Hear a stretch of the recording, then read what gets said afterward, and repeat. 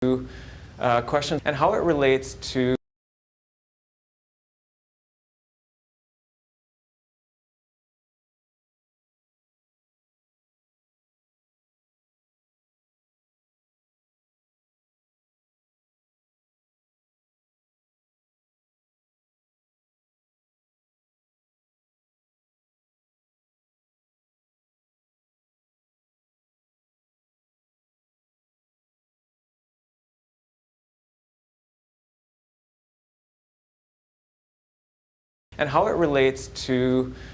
questions.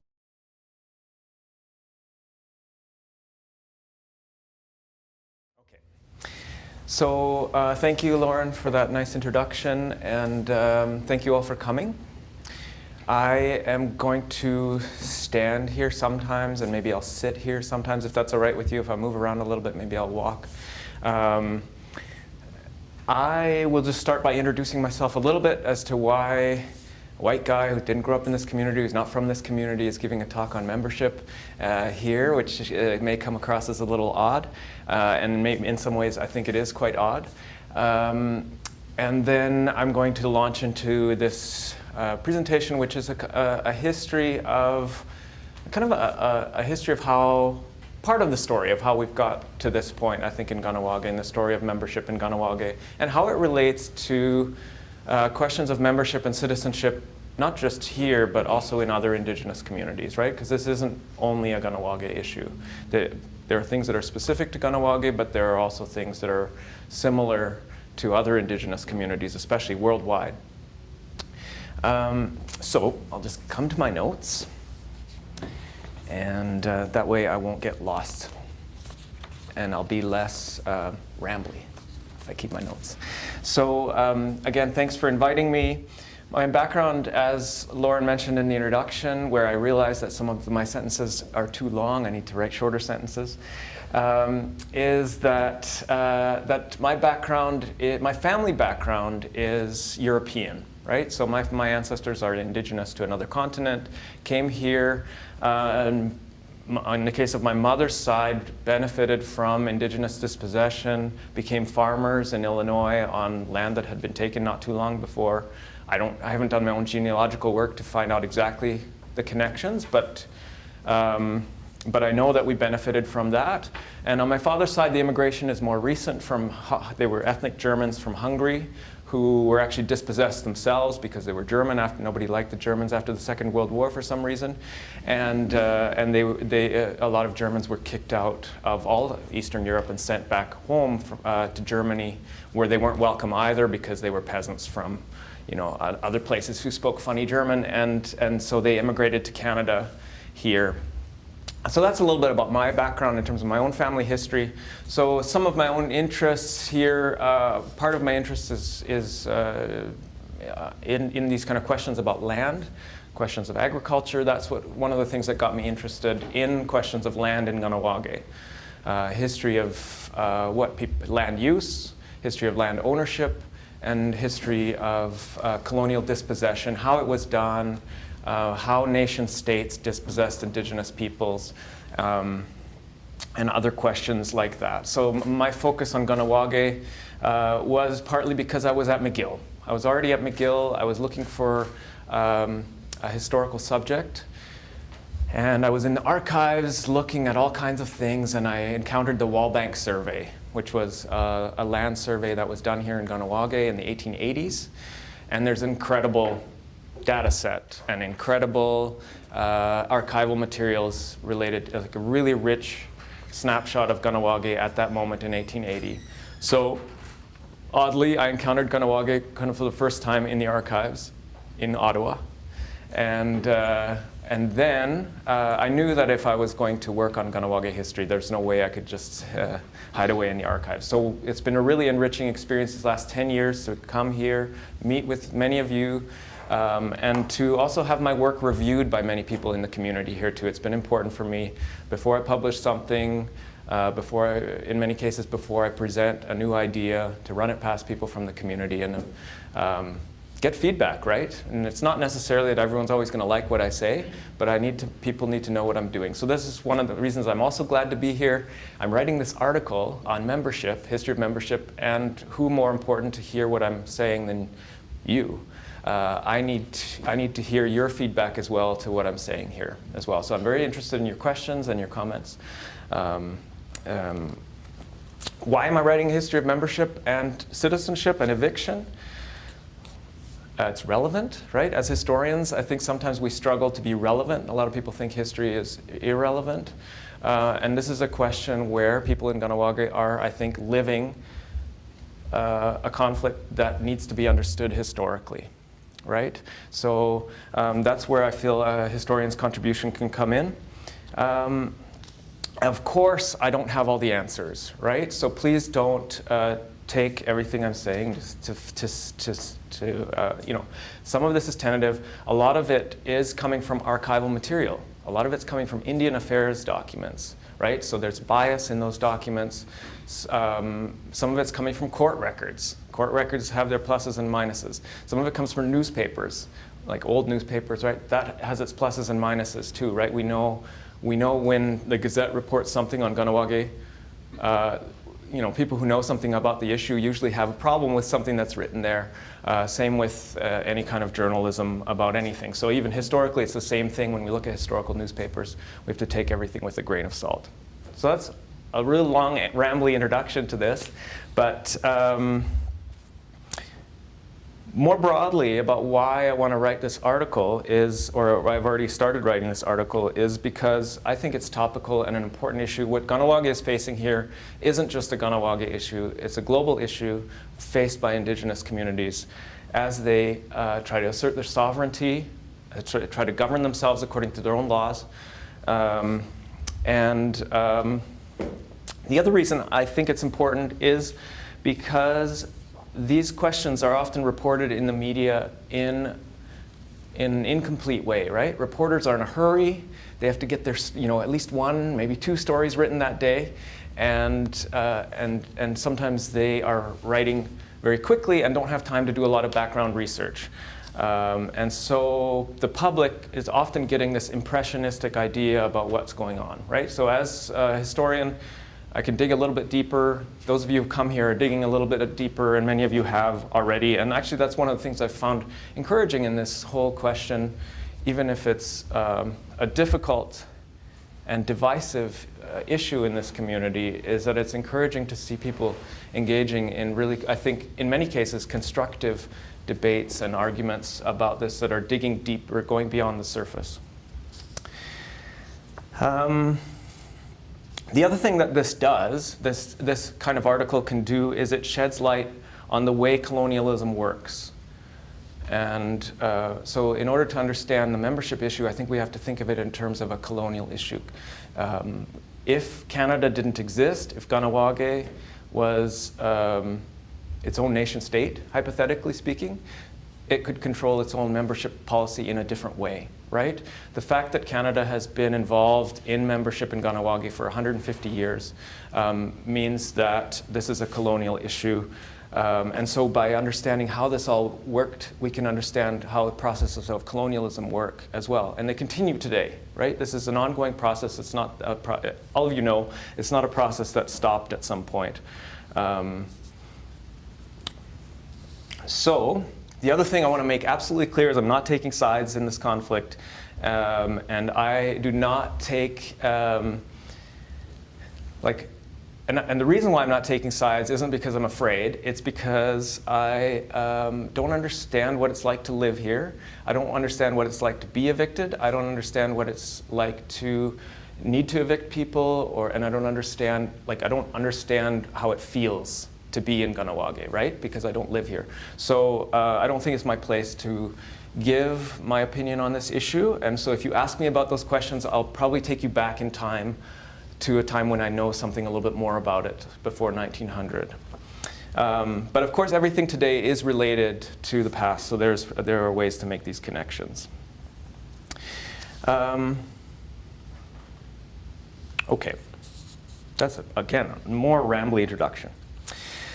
So the topic of racial and national definitions of citizenship and membership as they're related to Indigenous people continue to make waves in international media, right? So Kahnawake does. I remember reading a newspaper article in the Taiwan News or something about reverse racism in Kahnawake, how people here hate white people and want to get them out, right? So we went around the world. I think that was 2010, but these stories often go around the world in the international media. They're picked up for a day, and then we move on to something else. But there are other cases too. It's not just Kahnawake, right? This is there have been another example is a high-profile story in the New York Times recently, where it was a series of questions related to small California Indigenous communities that are limiting their membership in order to share casino revenues between fewer people, right? So some of these communities have done that to such excluded so many people that they're down to just a few families who are extremely wealthy. So what we hear generally in the media are extreme examples of this, but I think that many Indigenous communities are facing these kinds of issues, and I think it only becomes more pressing over time, and people should be paying attention. So a key question for any society, group, or nation, of course, right, is who is in and who's out, right? You can't have a society without boundaries. So every nation state does that. Canada is recently changing its citizenship laws, right? And the controversial, and maybe an ordinary Canadian doesn't notice it as much, right? When someone is deported to Somalia, I don't notice, right? It's done somewhere else. But Kahnawake is a small community and with a completely different set of issues. So this essay focuses on Kahnawake and its own relatively inclusive citizenship laws that were transformed over the course of the 19th century into highly exclusive and gendered membership criteria. And so I'll begin by examining Haudenosaunee conventions regarding naturalization of immigrants and captives while they still maintained control over their own territory. So that's basically before 1800. And next I'll focus on the way foreigners were integrated in Kahnawake. So how things, and then how things started going wrong at the end of the 18th century.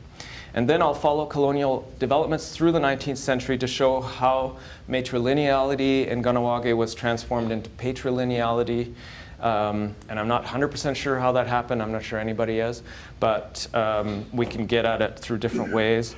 And how Kahnawake law was undermined in favor of Indian Act law, and how Kahnawake Mohawks eventually came to understand their own membership in terms of the racialized terms of the Indian Act, or a similar way. So I'll start with talking about Haudenosaunee adoption.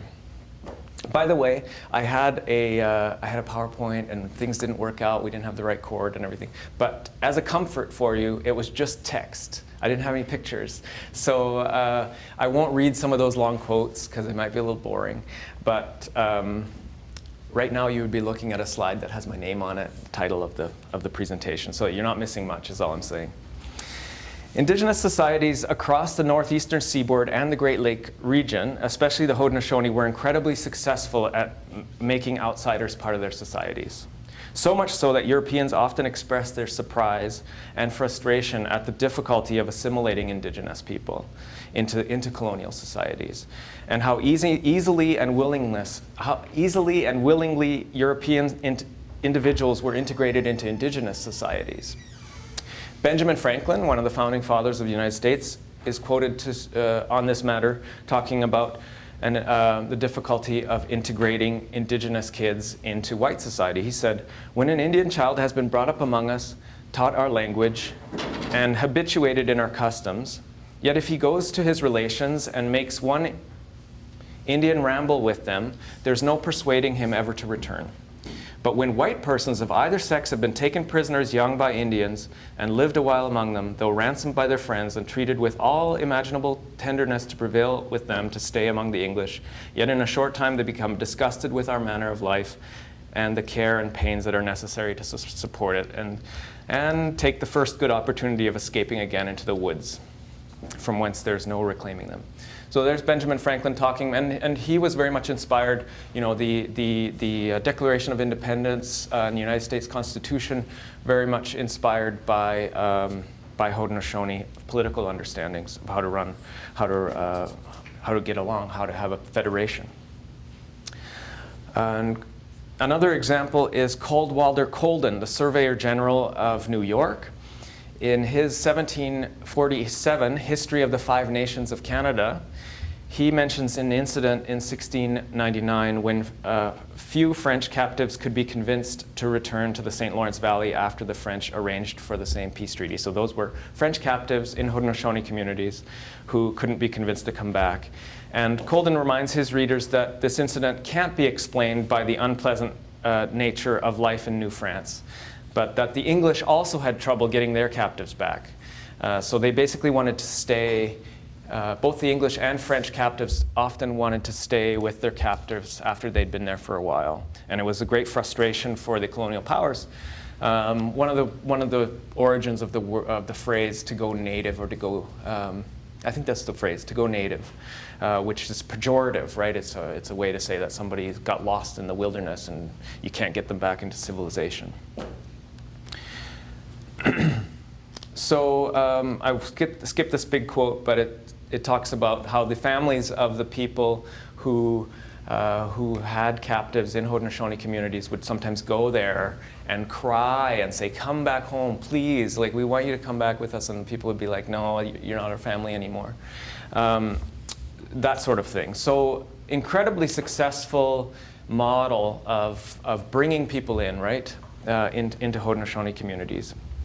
Even European captives whose release was negotiated and who were returned to their European communities often did so against their own wishes and against the wishes of their family members.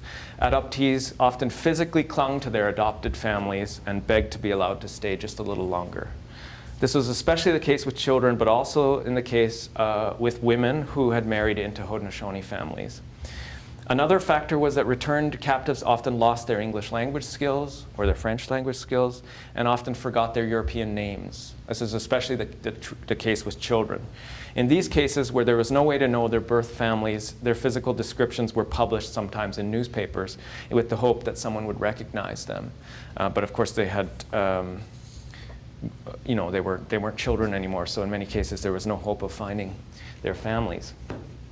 So many, and this went so far, this was such a strong feeling in European society that many believed that captive skin, white skin, would turn dark just by being around indigenous peoples. So if no one else believed in the effectiveness of Haudenosaunee adoption, European settlers really believed in it, right, and feared it, I think. I think that's quite clear. So why did Haudenosaunee people adopt? I'm sure you'll know most of this anyways. It's pretty rudimentary, but some of my other readers won't know it. One of the reasons for going to war in Haudenosaunee societies until the 19th century was to bring back captives. So not just to go kill the enemy, but to bring back captives who could replace dead kin. So war parties were often formed in response to exhortations of family members grieving the loss of loved ones. If clan members believed it was necessary, they would encourage the men in their families to make war and bring back suitable captives. The goal of this type of warfare was to minimize casualties and to maximize captives. Some captives, usually men, were tortured and killed either en route or upon arrival in the home village, but others, usually women and children, but sometimes men also were adopted in the place of dead loved ones. And in some cases, entire nations were brought into the Confederacy, or entire villages were brought into a particular nation. So we can see kind of a micro scale with individuals being adopted, but also a macro scale with whole nations being brought in, the Tuscaroras being one example, but there are others as well. One thing that really surprised Europeans, couldn't wrap their head around it, was that in light of their fear of Haudenosaunee cruelty, right? Famous for being cruel. was that there were very few accounts of any Haudenosaunee warriors raping captured women. So how can this be explained? Are Haudenosaunee men, do they have a genetic aversion to rape? Is it like they don't have any fear of heights? Is it the same thing? I'm joking, so it's a bad joke. Of course it's not genetic, right? This is very much about law and kinship. The main purpose of taking captives was to secure new members of families, right? This is a new relative we're talking about. So no warrior could attack or violate a future sister or daughter or niece in this way. And when rapes did occur, the rapist was often put to death as it was seen as a crime against their own nation.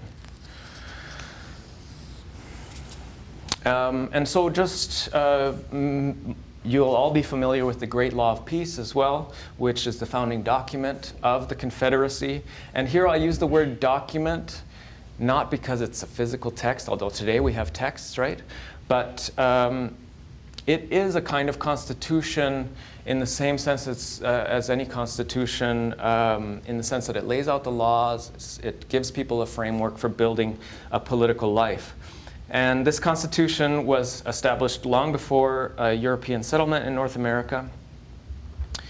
And I'm going to give you here some of the opening provisions from the Newhouse version. There are other versions, but this one here is as good as any. In this particular case, someone might disagree with me on this, but it gets across the basic idea here. From the tree of the great peace roots from the tree of great peace, roots have spread out, one to the north, one to the west, one to the east, and one to the south. These are the great white roots, and their nature is peace and strength. If any man or any nation outside the 5 nations shall obey the laws of the great peace, and shall make this known to the statesmen of the League, they may trace back the roots to the tree. If their minds are clean and they're obedient and promise to obey the wishes of the Council of the League, they shall be welcome to take shelter beneath the tree of the long leaves, right? So most of you are familiar with this, but just keep in mind here that this here mentions that their minds have to be clean and they have to be obedient and promise to obey the Council of the League, right? So here this is political. It means that someone has to go underneath the authority of the council. It also means that they have to have a certain disposition of mind, which will come up later in some of the examples that I give. Notice that the provision doesn't make any reference to race or national origin, right? Why would it, right? Because the concept of race didn't exist then. It's a relatively new concept. Europeans invented it for their own good. It seems particularly directed at individuals who may want to join the League, but it gives some parameters as to what kind of mindset such a person should possess before being admitted. The Great Law didn't prohibit dual citizenship. Several influential colonial officials were given full citizenship in the Confederacy. Some examples are Sir William Johnson and Conrad Weiser, who participated at the Great Council at Onondaga.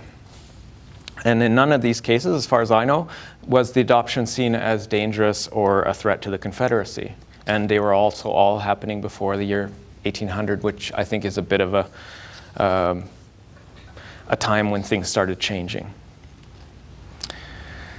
In fact, adoptions were seen as strengthening the Confederacy, strengthening the nation at that time.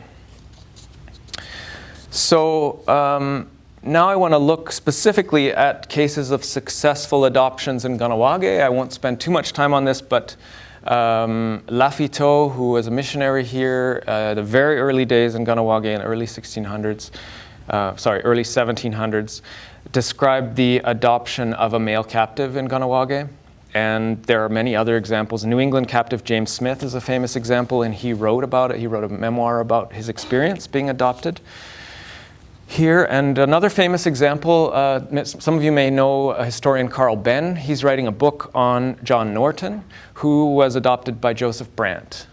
And John Norton was half Scot and half Cherokee, and adopted by Joseph Brant, Tyendinaga. So I'm always keeping my eye out, since starting to work on this project, I'm keeping my eye out for adoptions, right? So I was reading Carl Benn's book on the War of 1812, which happened, oddly enough, 1812. It's one of those wars where the date actually makes sense. 1812 to 1815. And he writes in there about a particular battle that happened in 1813 in what's today Ontario, where an old Mohawk chief who had lost a son earlier in the war, one of his sons had died, actually attempted to adopt an American soldier during that time. And this is quite late, 1813. It's the latest example that I've found. The British thought the chief might harm the captives, so they gave him some money to spare the soldier's life. The chief took the money, but said that he would adopt the man if he behaved well. I'm just pointing that out. Pretend that's italics, if he behaved well. So this is, again, coming from a British source who was probably writing down. I think we're going to have to get you a chair here on this side. So a young British lieutenant named John Lecouteur saw the same captive again several days later. He was no longer wearing his American uniform. He had been stripped of that uniform and clothed in an Indian dress. His hair was shaven, a tuft left on it, which was ornamented with feathers and horsehair. And the British weren't in a position at this time, I think that's interesting too, to do anything for this man, except to advise him not to try to escape, because he would probably die. And Lecouteur noted, quote, "Rescue him we dared not. It would have lost us an alliance of 700 Indians, most invaluable allies as they were." So that just goes to show how important, a number of things, how important military-wise the Haudenosaunee allies were to the British in the War of 1812, but also that an older chief at that time was still practicing this a wartime practice of replacing a lost son through a captive. And we don't know how that story ended. We don't know if that person was successfully integrated, at least I don't, or if that person was then returned to his family in the US. So here I'll zoom into Kahnawake now. By the way, if any of you have any questions or if you're really angry at me about something, just go ahead and let me have it, okay? In Kahnawake, there had been problems with illegal and unauthorized seigneurial concessions to white people, right? You know about that. That's what the seigneurial claim is about, where the Jesuits made concessions of the larger seigneury without Mohawk permission. And that happened especially fast. A lot of that happened during the time of the conquest, around 1760, when, as you know, times of war, things are chaotic, and people do things, and they think no one will notice. But even in the case of farms that were conceded to white farmers with the permission of chiefs, so this is, again, those concessions, sometimes they were with the permission of chiefs, these were not people who were expected to become Mohawks, right? They were usually French Canadians. They were just expected to pay rent. So if they paid rent, they didn't have to learn Mohawk, they didn't have to obey Mohawk law, they had to pay the rent. And so there in 1771, we have the first notion that I can find that something else was going on aside from the illegal concessions, and that is that Kahnawake leaders traveled to what's today upstate New York and asked colonial officials there to stop non-natives from settling on their lands. Right? These are squatters. These are people who are just coming and they don't have any legal documents. They're just coming and living on Kahnawake lands. And in this case, this was becoming more difficult. Why was this happening in the 1870s for the first time? Because land was scarce, because the St. Lawrence Valley was pretty much full of people, and young French Canadians couldn't find farmland anymore that they could afford. And so they saw this piece of land in Kahnawake that they considered to be a bit more empty than some of the other lands around, and they plopped themselves down on it. And Kahnawake people, diplomats at that time, went and asked for British help in stopping that from happening. So in 1777, we see the first colonial law forbidding white people from living in Kahnawake. It's the first I've found. So before that, that didn't have to be said, I don't think, but we can see that things are starting to change at the end of the 18th century. But it was difficult to enforce. How do we know it was difficult to enforce? Well, the issue kept coming up, right? Whenever you see a law that keeps getting passed and passed and passed every year, you just know that nobody's obeying that law. Kahnawake was no longer granting legal seigneurial concessions to settlers, but young men knew that they could gain access to land by marrying Mohawk women. So that was one way, one strategy that white young men could use. Now, it wasn't only white adoptees who presented a problem in Kahnawake. So some people would marry in and then become officially adopted, right? That would happen. But it wasn't only white adoptees who presented a problem. It was also, once in a while, it was an indigenous adoptee. The first Kahnawake Rono to challenge the chiefs in a Montreal court was a man who was born into an unknown indigenous nation. Like, we don't know which one he came from. He might have been Mi'kmaq because it said he came from out east, but was adopted by a Kahnawake family when he was a young boy. His name was Araguante, or Thomas, as his English or French name was. As an adult, okay, I'll skip that part. As you can see, this paper's not totally done yet, so if I do that once in a while, please forgive me. Araguante was, as an adult, became a Mohawk merchant who ran an inn that sold liquor legally to non-natives, non-legally to his fellow Mohawks. And he was a fur trader, landholder, speculator, moneylender, and had a lucrative ferry license. A ferry license is really important. A lot of battles in the 19th century, especially were fought over ferry licenses. I don't know what the modern equivalent would be today, but everyone wanted a ferry license. And Kahnawake was a great spot for a ferry because it was a nice narrow spot in the river, and downstream it's a little hard to get across.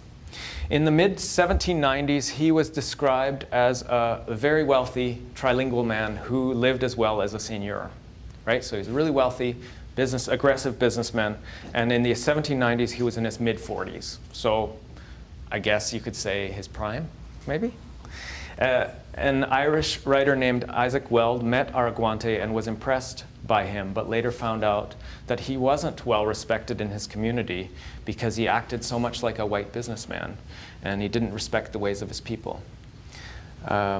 And so Araguante's aggressive commercial activities and what was seen as his assimilationist tendencies earned him respect, some in the Montreal business establishment. Apparently he could quite easily get loans, large loans in Montreal, but not in Kahnawake. And I don't think that this was simply a matter of jealousy. Many Kahnawake Rono saw him as someone who put his own individual interests ahead of the interests and laws and customs of the community. Aside from his willingness to break customary laws and sell liquor illegally, he began to take his grievances to British courts in the 1790s. And in so doing, he broke with the traditions of his own people for resolving conflict and challenging the authority of the chiefs. So this put Araguante squarely in the camp of the reformists and the modernizers, as historians of the 19th century and 20th century would later dub those who opposed tradition and worked for legal and cultural reforms. So in 1796, Araguante became the first Kahnawake Rono to take a fellow Mohawk to a British court. It was a big deal because internal conflicts had always been resolved internally before that, right? So we don't have records of those because no one was writing things down as far as we know, unless some of you have that in your basement. Until 1796, conflicts within indigenous communities were resolved within the communities themselves. And according to historians Denis Delage and Etienne Gilbert, in all the years of colonial rule before 1796, there was only one case in which an indigenous person appealed to the courts to resolve an internal problem. So if it was a conflict between an indigenous person and a French person, then it could go to a colonial court. But if it was an internal problem, it wasn't done until this time. Between 1796 and 1820, there were 30 such cases, and almost all of them in Kahnawake, and many of them from Araguante. And at this time, other indigenous communities weren't resolving their internal disputes in Montreal courts. So that's, I think, an interesting point too, where people like Araguante and others that I'll talk about here were doing that in ways that other communities were not. Araguante's first court case in 1796 followed an incident in which he erected a fence to enclose a piece of land. The chief had the fence removed, and Araguante sued him then in court for that. In response, 8 chiefs met with the Attorney General, and remember this is before the band council system, so the Kahnawake had its own system of chiefs, met with the Attorney General to protest the actions of Araguante, and they argued that the colonial court didn't have jurisdiction. Colonial court had no place, was no place for a conflict between Indians, they said. But the case went forward anyways, but the court said, here's again, because it was in Kahnawake, people didn't have documents to prove their ownership of land. So Araguante lost based on that fact in the court case. So kind of a technicality there, but this sort of built, and there were a number of court cases that Araguante, similar court cases that Araguante brought to the chiefs. It was constantly him challenging the authority of the chiefs, challenging Kahnawake law, which at that time in the 1790s had not yet been written down. There was no written down Kahnawake law. People had an understanding of what the law was, as far as I know.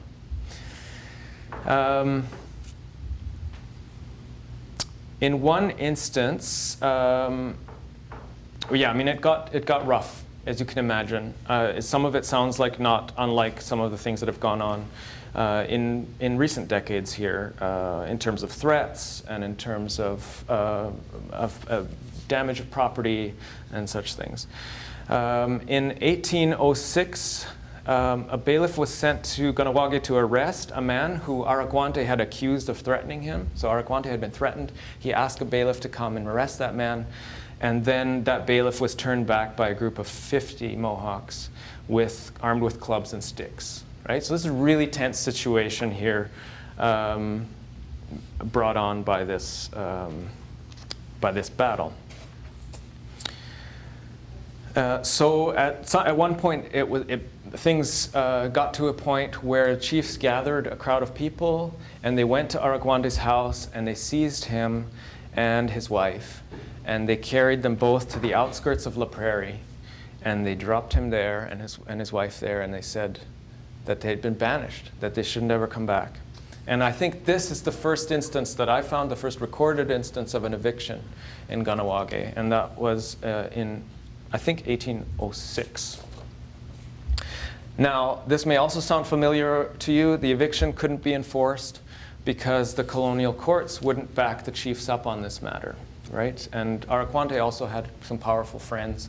So there's that. You may find some echoes of what's going on, or what has been a trend through the last several centuries. There's another key adoptee. This one is started as a white man, Claude de Lorimier, a French-Canadian military officer who was named an agent, was named a resident agent, Indian agent, at the start of the American War of Independence, so at the end of the 18th century. The last of his 3 wives was a Kahnawake woman who, and all of his wives together produced 12 children. More than Araguante, de Lorimier made an effort to develop a network of allies within the community, and he was quite successful in this for some time, although his actions were often as controversial as Araguante. He tended to split the community rather than just galvanize the opposition. De Lorimier's first years in Kahnawake were not marked by conflict. He became naturalized as a member of the nation in 1790 after swearing off his right to buy and sell land to non-Mohawks, and was given land rights in Kahnawake. Not many years later, however, a large group of Mohawks submitted a list of complaints against de Lorimier, the most serious of which was that he accumulated land, and he accumulated cattle, and he accumulated wood to the detriment of the nation. And those are the words that were being used, right? So it's someone putting their own interests in front of the nation, the national interest. And that these purchases were partly made from community funds, which he had access to as the Indian agent. So these kind of complaints kept coming up and up and up, and people agreed that he should not be allowed, one man should not be allowed to own 53 lots, 107 acres, And there were also complaints about his cattle damaging other people's crops, and that he didn't maintain his fences. And so as you can imagine, people were pretty upset with all of these factors. So there was, by 1811, he had very few friends left, and the decision was made to evict him. But again, that didn't stick. And because he was so well connected as an Indian agent, and I don't think the community was able to force him out. He also had a lot of family members in the community. Remember, he had 12 children, and each of these would have been grown by this point and have their own kids as well. So there are other examples like Jarvis Macomber. There are many Macombers in the community, obviously, and I think that's because one of the reasons is because he had 25 children, I think it was something like that. He was actually the man who adopted Araguante, right? So we have Jarvis Macomber, who as a young man came from New England, was adopted into the community, married a Mohawk woman, and then he adopted, in turn, adopted an indigenous boy who then became some of the source of those stories that I was telling you about. And again, Jarvis Macomber accumulated land, and this was one of the complaints against him. He had, by 1807, he had accumulated 97 acres. People didn't think, I was out west. I just came back from a trip out west to Alberta, Saskatchewan, and out there, 97 acres is nothing. But here, at that time, that was a lot of land. So what did the chiefs do? How did the community respond to all these threats? And this will be my last point before a break. I'll give you all a little break. You can get yourself something to drink and then and stretch a little bit here. But the response was these 21 laws that no one has really written about these. It's in my dissertation, but I haven't published anything yet. And I think these are really important. The chiefs understood at this time that they needed to write down their laws because they were being challenged left and right? And when they went to a Montreal court, they couldn't just say, like, this is our custom. It had to look like laws. So the chiefs' response, aside from multiple things that they did, which they hired lawyers and they fought in court as well as they could, but they wrote down their laws. So they came up with 21 laws in 1801. And so I wrote them down. I wanted to show them to you, but I'll just give you a quick summary of some of the laws. I think they're kind of interesting, right? There's some. The first two are about the chiefs having sole jurisdiction as the leaders in the community, right? If anyone has a problem, if anyone has a dispute, it should come to the chiefs. It doesn't go outside to colonial powers. Number two, the chiefs have power to hire someone to administer the seigneurie, right? It's an important way to keep control of the situation. Number three, by the way, the only copies of these we have are in English and French, but I assume they were written first in Mohawk, but we don't have that copy. Number three, no one person shall possess or distribute more land than that person can clear without putting another person in his place to do the work, right? So as an individual, you can only own as much land as you can work yourself without hiring other people. Number four, no individual holder of land may sell or carry away firewood or timber. It's reserved for use of that member and each member of the village in general. And it's forbidden to cut maples of sugar bushes belonging to someone else without their consent, right? So wood can't be owned. You can't, if there's a tree growing on someone else's property, presumably you can go cut it unless he's tapping it for sugar.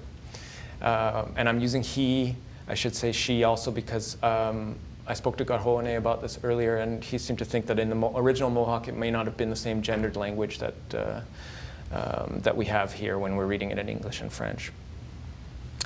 Land sales, number five, land sales and transfers only to be done with the consent of the council. And if a landowner abandons a cleared lot for 3 consecutive years, can be taken up by somebody else, right? So this is not a permanent, it's an idea of using land that if you stop using it, it can go to somebody else. Number 7, no landowner may cut oak or cedar on his own land or anywhere. These are reserved for the use of the community and church. So there's some real ecology in this, right? Cedar and oak belong to the community. Number 8, which was controversial and wasn't passed, was that everyone should have to build part of the enclosure of the commons, part of the area over this. I think we might even be on it here. No? It was up that way a bit more. Oh, I'm all turned around. That way, thanks. The common grazing area where people would keep their animals. So this was obviously controversial. Who would have to do the work to maintain those fences? Anyone convicted of having damaged a neighbor's fence would have to pay damages. A lot of these are common sense, right? Every spring when the snow melts, there'd be an announcement after which anyone who finds a pig grubbing on cultivated land may kill it and leave it for the owner to pick up. I like that one. Took me a while to figure out what they were talking about there. Anyone convicted, this is number 11, anyone convicted of riding another person's horse without agreement will pay a fine. Half to the informer and half to the public village fund. Milking another person's cow is prohibited. Strangers may not be given shelter without permission of the chiefs, right? So here's again a concern about strangers staying too long. And how someone might be staying over one night, but if they stay a week, is that okay? If they stay a month, is that okay? Number 14, no owner of uncleared land may sell, cede, convey, lease such land without the consent of the chiefs, right? It's an ongoing concern. Who is in charge of the land? And the chiefs are saying, it's definitely us, it's not the colony. Number 15, taking other people's boats is prohibited. They're very specific. 16, stealing agricultural products is prohibited. And this is my words too. I'm summarizing the larger piece. Number 17, grazing horses beyond fences of the village common is prohibited. So only in the commons. No more stables or barns may henceforth be built in the village. So they were trying to control the number of animals and stables in the village. Existing stables would have to be taken down in the next 4 years. Theft of chains and other carriage hardware is prohibited. Council may raise fines and penalties. Again, the council giving itself powers. And not abiding by these rules, this is the last law, law number 21, not abiding by these rules can result in banishment. Right? That's eviction. So again here, we have a criteria for eviction that's about obeying rules, as far as I can tell. Of course, there's other things behind it, but that's one of the key points here. Now, the tensions kept rising after this time as Delorier and Macomber both weren't really welcome anymore, weren't considered part of the community, had been evicted, but were still there. And their large families were still here as well. So, and things happened like Jarvis Macomber was ordered by a Montreal court to sell his land.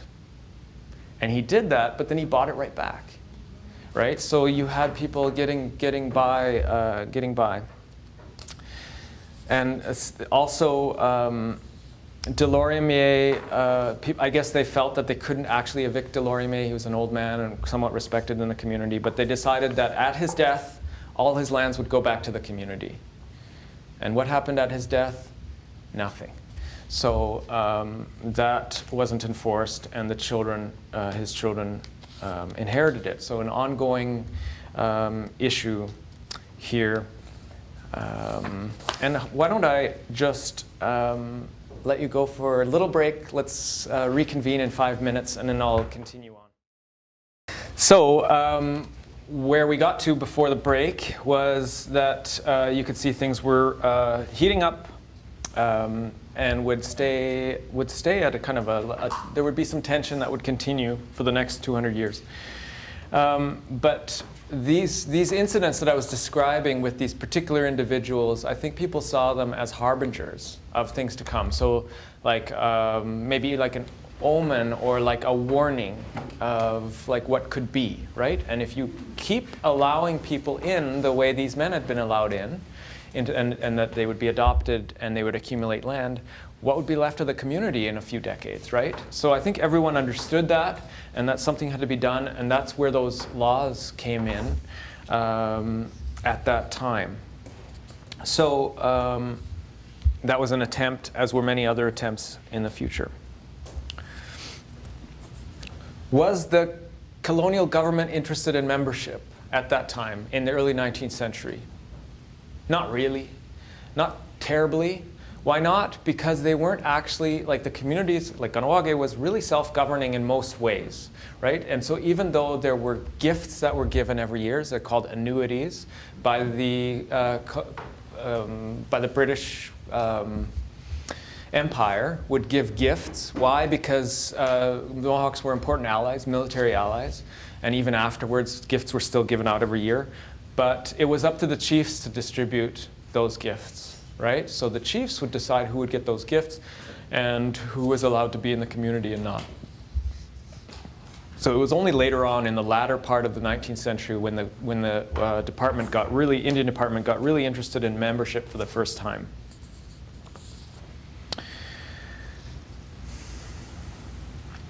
So obviously the problem was assimilation wasn't happening the way it once had. The reason why adoption had been successful in the early days was because people had assimilated. The reason why it wasn't successful, presumably, in the period I'm talking about, is because people hadn't assimilated properly. They had learned the language. These people spoke Mohawk. But they only internalized a portion of the Mohawk worldview, and they didn't they didn't accept the authority of the chiefs. Within a few years of their arrival, these men became wealthy at the expense of the community, and their considerable influence presented a challenge to the status quo. They're a direct challenge to prohibitions against the accumulation of land. And while the challengers weren't all outsiders, many of them had been adopted, it was clear that to Kahnawake that the new ideas about land and property were outside ideas, right? So I think the concern wasn't so much about adopting people as it was about people bringing in ideas that ran counter to Mohawk law. Many of those who pushed for reform were adoptees or children of adoptees or non-Mohawks who had established themselves on Kahnawake territory with the approval of the Indian Department. There's evidence, therefore, that the first use of white and half-breed to describe these people was not so much a reference to their skin color as it was to their attitudes and behaviors.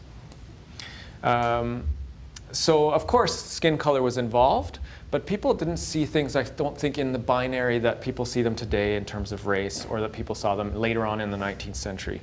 Although these people claimed Mohawk identity and rights, many in the community felt like they were imposters. Those who wished to maintain traditional land practices believed that conflicts over land ownership and resource use could be solved by expelling white men from the territory and preventing others from marrying in.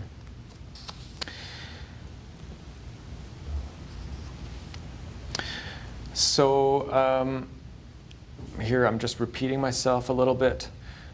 One of the things that happened in 1812 was that at least 2 Francophone men were physically prevented from entering the church over here, where they intended to marry Mohawk women, right? So it was really, this is a physical altercation of people wanting to get into the church so they could get married, and people saying no more of these marriages. 10 years later, the newly hired agent, Nicolas Doucet, noted growing frustration and unrest around this problem. In Doucet's view, men could be forbidden from gaining land rights through marriage based on the provision of the Royal Proclamation, which prohibited the establishment of whites among Indians. The 1829 Darling Report noted repeated complaints about white people living in Kahnawake and selling liquor. And it concluded that since some of the people had now been expelled, things were getting better. So there's some evidence there that some evictions had worked. But the colonial government rarely intervened to evict anyone, and I think that's a pattern that repeats itself. So problems didn't really get solved in many cases. In fact, Indian Affairs, in many cases, wanted to encourage mixed marriages as part of their assimilation agenda.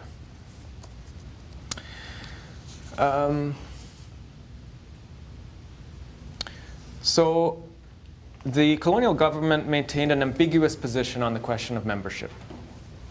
Through its agent, the India Department eventually gained significant control over who could live on the territory, but it didn't have any defined or consistent rules on the question of membership. This is before the Indian Act, right? Because the Indian Act brought in rules about blood quantum and all that.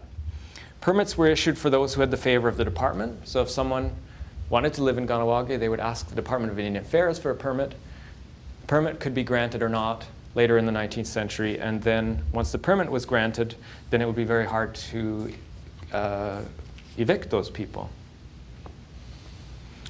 And again here, these people, when the chiefs petitioned to have them removed, they were described in one case as, quote, bad birds with black hearts who use honeyed and bewitching words to turn the heads of the people. Again, focusing on the behavior, the bad behavior of the people, rather than on race, right? These were, in many cases, European people with European heritage or white, but the emphasis is often, in the early days, is on behavior and people not behaving properly. In response, they were told that since the demise of the Jesuit order, the king was now the true owner and proprietor of the seigneurie of Sault Ste. Louis, and therefore that any of these kind of conflicts should be brought to the courts. Right? So this, we can start to see the Indian Department starting to use the courts as a tool of gaining control over the membership situation here, or at least making it so the situation couldn't be controlled locally. Here's where I'm going through some paper. You're going to like this. Look at that. The Indian Department recognized that the conflicts concerning membership at Kahnawake were essentially conflicts over land, right? So they actually, in multiple cases, tried to get surveys done, and those were resisted by the chiefs for multiple reasons. I think it's partly because of a different idea of land ownership, and as these laws here say, that there were real important differences between the way Europeans were looking at land and the way Mohawks were looking at land during this time. So that was an important factor. But of course, to do a land survey, each lot of land also needs to have an owner, a legitimate owner. So that's one way to construct a membership list. And that was done in the 1880s with the Wallbank survey.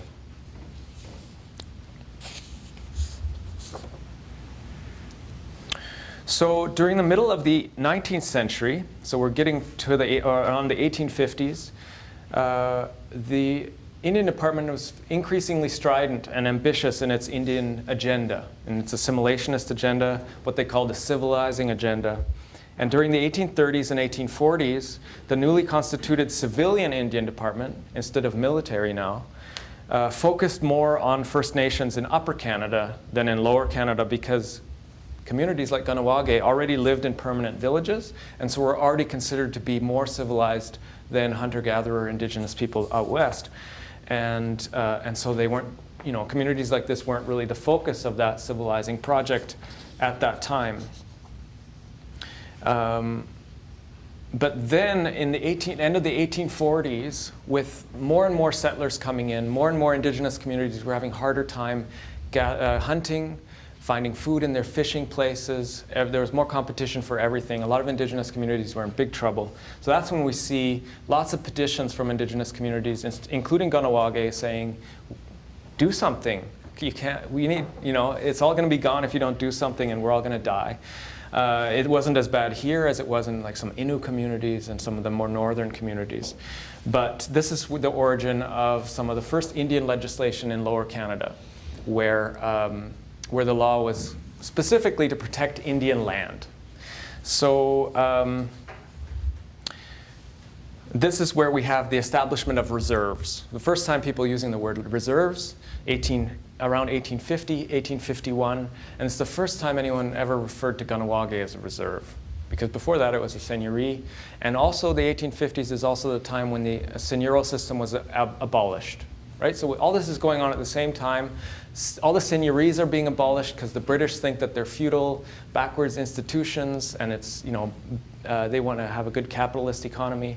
And so seigneuries are abolished at the same time as you have the establishment of reserves. It's no accident that the two are happening at the same time. But people still, for years and decades, refer to Kahnawake as a seigneurie, the seigneurie of Sault Ste. Louis. So I'll go through some of that. Now, this law didn't at first say anything about who could be a member. And the way the law was written made it so that a white man who married an Indigenous woman could become Indigenous through marriage, or could gain access to that land. So actually a whole bunch of Indigenous people, including Kahnawake, got together and petitioned for that to be included, that a white man who marries an Indian woman would not be able to get Indian status in that way. And that's one of the reasons why that was included in the Indian Act then. It was protection for Indigenous lands from white men, acquisitive white men. The corollary of this, which people I think very soon realized, and maybe even realized at the time, had really horrible impacts on Indigenous community, was that women, Indigenous women who married, Mohawk women who married white men, lost their status as Indians and as members of the community. And so that was then reversed in the 1980s only, partly also through efforts in Kahnawake. But that, in the 19th century, was an attempt to try to protect the land base, which was under serious attack at that time. Audra Simpson wrote about this in her dissertation, and she says that the way that you can explain this, it's kind of like sacrificing women. You know, a lot of these women were being sacrificed, being told, you're not Indian anymore if you marry a white man, in order to protect the land. And she wrote this in 2003, white men were perceived as threatening, but white women were not. Iroquois women were the primary caregivers in the community. We can hypothesize that within the colonial scene where land, identity, and place become enframed in juridical and rights-based language and legislation, this imperative would have been maintained, but through the sieve of status. White women were less threatening to the distribution of power on the reserve than white men, as potential landowners, band councillors, and voters would have been.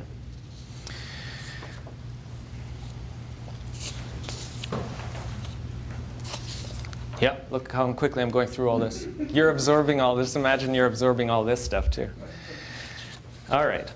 So the department then, another strategy for maintaining white people in Kahnawake was to turn a blind eye to permit holding non-Mohawks who didn't pay rent. A lot of these people got a permit based on the idea that they would pay rent. So you can live in town. Usually it was somebody with some kind of skill that they said would benefit the village, like a blacksmith or somebody who had a particular set of skills, who would then pay rent to the community and would be allowed to stay here. So it sounds good in theory, but in practice, a lot of these guys stopped paying rent, and it was really hard to get them to pay their rent, and also really hard to kick them out, and then their kids would start marrying, and you can see how it would go. And you can also see kind of the echoes of where many of the fears come from that you hear today expressed in the membership debate, right? Fears about land and fears about people never leaving, and many of these in the 19th century were absolutely critical issues for the community.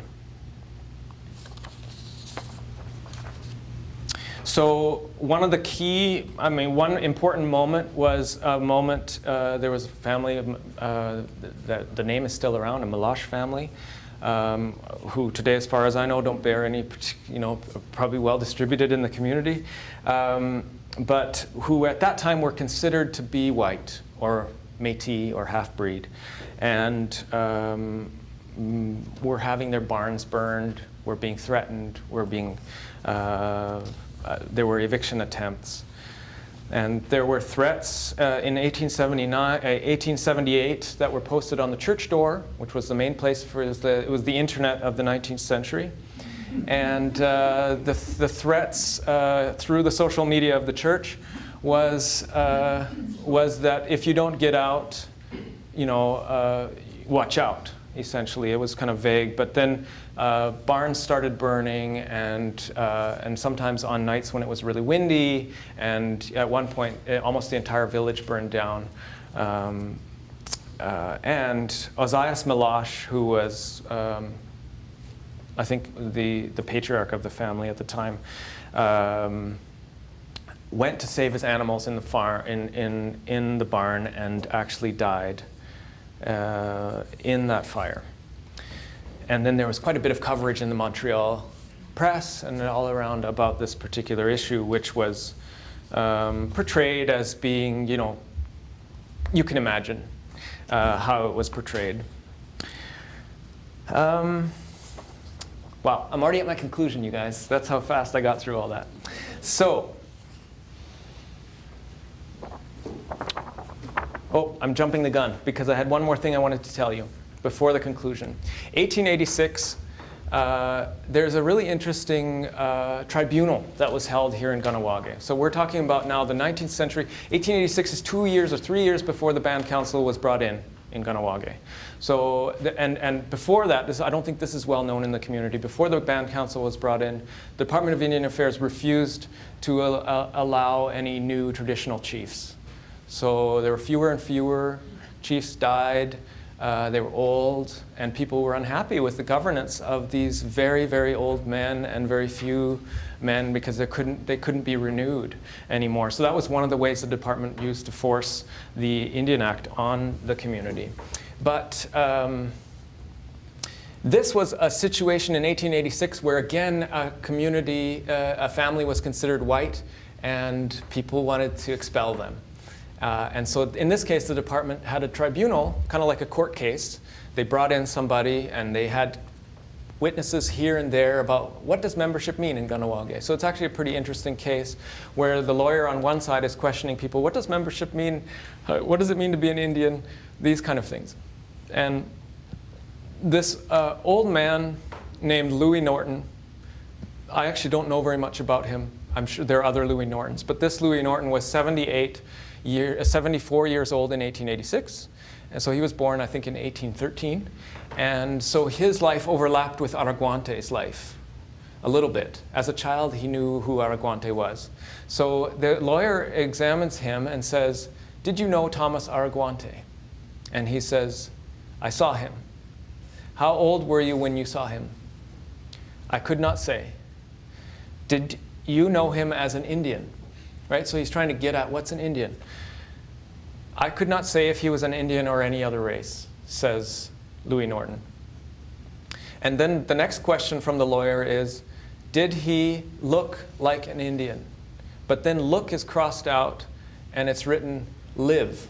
Did he live like an Indian? So I'm not sure what that crossed out means, but I think it's interesting.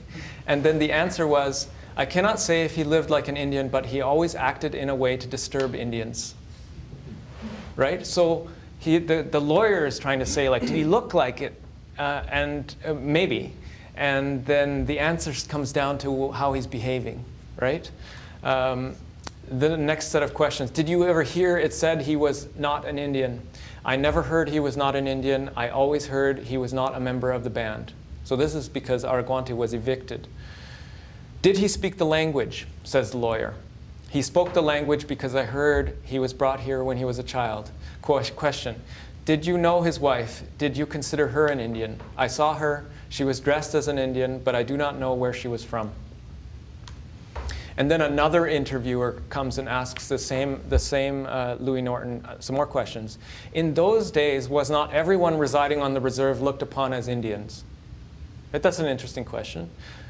Wasn't everyone? So this lawyer, or whoever it was, Mr. Hutchins, I don't know who he is, somehow heard from someone else that back in the old days, everyone in Kahnawake was considered an Indian. And then the answer to this question is yes, if they were kind. Right? So I think that's a really interesting answer to that question, to say, like, he didn't say yes if they were white or yes if they were, it was about whether they were cooperating, whether they were part of the community, whether they were obeying the laws, those kind of things. And then he goes on to say, "Did you know if the chiefs ever decided that Araguante had no right to remain on the reserve?"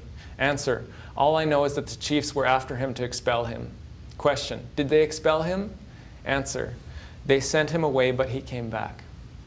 Right? So this it's an interesting source for a historian to look at these question and answers as a way of getting at this. And I think that really struck me about kindness as being a criteria for membership or citizenship in this case. So now to my conclusion. I'm sorry that I promised that earlier. So I want to tell you that I feel a lot of responsibility in doing this research. As you can imagine, it's not just dry. I don't see it as just dry history. I'm not just digging in the archives. I feel like it's really that it can impact people really personally here in Kahnawake. And so I feel a lot of responsibility for that. It's living history, and Kahnawake don't live this history. And also that Canada's colonial history is not in the deep past, I think. I think it's still with us right now. I think this is such a good example of a Canadian history, you know, if you want to call it that, with us, affecting us, acting on us in all sorts of interesting ways. Indigenous peoples are still paying the price for what it costs to set up this country. And Canadians, I don't think, are sharing the wealth that are generated by the country and by the dispossession of the Indigenous people. Colonial violence continues in all kinds of ways, and I think that the history of membership in Kahnawake is just one example. There's no, I'm really glad that this discussion is happening in Kahnawake. I'm glad for the constructive nature of these kind of assemblies that are being organized like this. And so I just want to make some main points to my talk just to tie it all together now that it's 8. Number 1, until the 19th century, Kahnawake was marked by citizenship law that allowed for the integration of foreigners. And just a lot of these are really straightforward. I'm just summarizing what I said. The sovereignty of territorial integrity of Kahnawake was under a very real threat in the 19th century. And the danger seemed to be particularly from white men who no longer integrated and refused to follow Kahnawake laws. And that this threat from white men was one of the reasons why early Canadian legislation mandated that white men couldn't gain Indian status through marriage.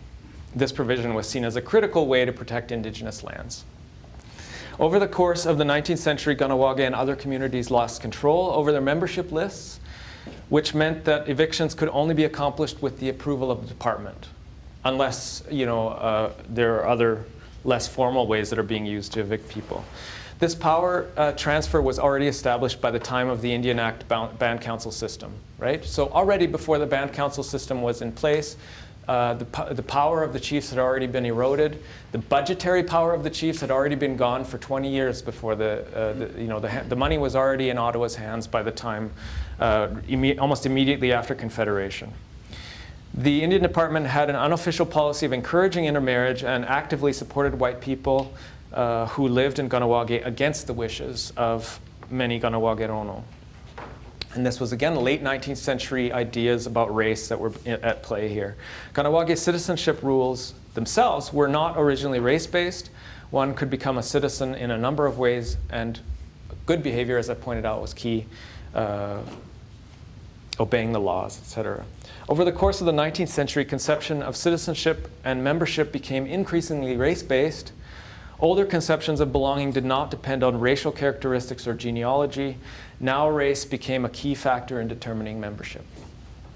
This changed from a society that freely and successfully adopted outsiders to one that saw outsiders as a threat, from a notion of citizenship to a notion of membership, from citizenship criteria based on kinship and good behavior to one based on race and blood quantum. Kahnawake Rono participated in this transformation. It's true, they did. But these changes were also hoisted on them, right, from the outside. The Department of Indian Affairs was actively undermining the authority of the chiefs and the legitimacy of Mohawk law, and Kahnawake's proximity to Canada's largest city, I think, was an important factor too. It was the largest city until the 1960s. That this community experienced intense pressure from industrial and agricultural development of this region, as well as intense assimilative pressures.